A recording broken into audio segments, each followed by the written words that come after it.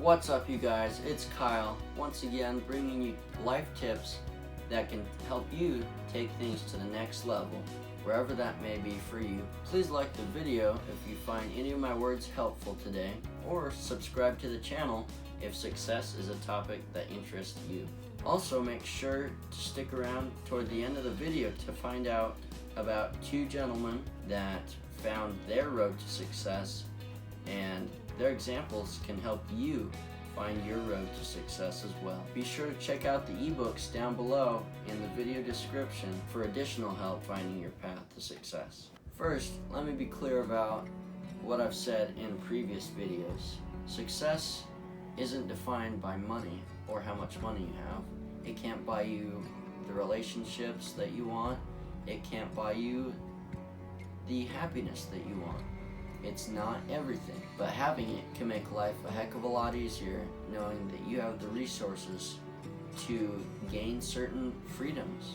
Having more money can help you gain freedom from debt, which really weighs a lot of people down. If you owe some financial institution thousands of dollars, they've got a shackle on your leg and they're gonna take you everything you've got until they have what they want, which is their money back, plus interest. Another freedom that you can have by having a lot of money is the freedom to choose whether or not you want to work. A lot of people with their 9-to-5 jobs work because they have to. They gotta pay their bills, they gotta make ends meet, they gotta put the bread on the table. They have no other option. People that have a lot of money, if they want to work, they go to work.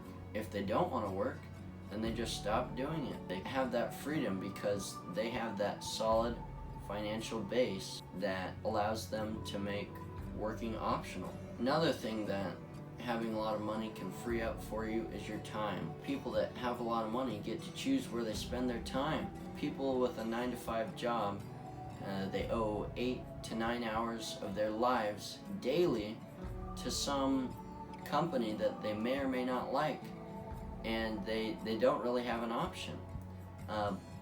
However, if you work for yourself, your time is your own time. Whenever you go that 9-to-5 job, when you're on the clock, you're on their time, honey. You're not getting squat unless you do what they want on their terms. And the last freedom that I'd like to go over today is having the freedom to focus on what matters the most to you instead of to some corporation. If you want to focus on family, spending more time with them, go do it. If you want to spend time working on your business that you have on the side, that's your time if you have a little bit extra money. People sometimes ask, doesn't freedom come with a regular paycheck and a very secure 9-to-5 job? And what I say to that is not exactly.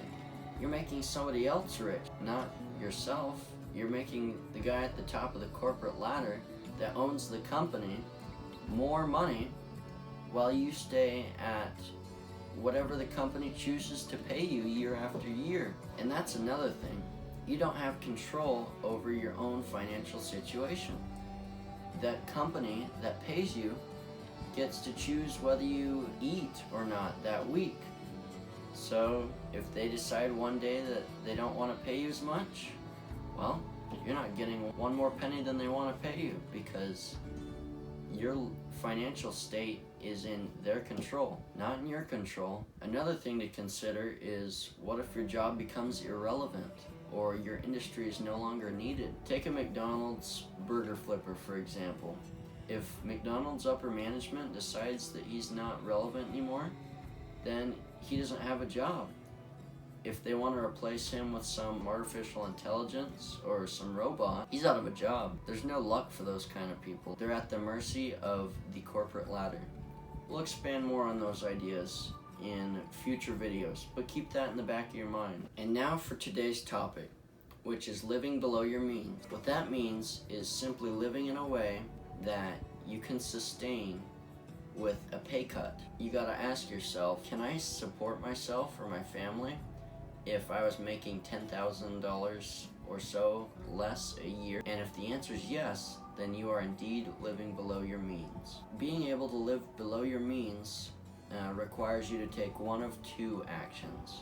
You can either increase your income to overmatch your current lifestyle, or you can cut your expenses from the lifestyle that you already live to make more than you're needing. It's very important to look for ways that you can avoid waste. If that means wearing out your shoes to the last mile and waiting out 2 or 3 years to buy your next pair of shoes, then do it.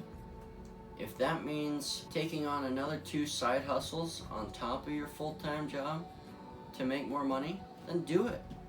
If that means buying lunch at Taco Bell every single work day for 3 months, then do it. If that means filming a freaking YouTube video on an iPhone 8 on top of a cheap Amazon tripod like I'm doing right now, then go ahead and do it if it's gonna make you that extra cash.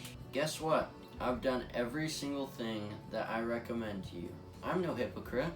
I know what it's like.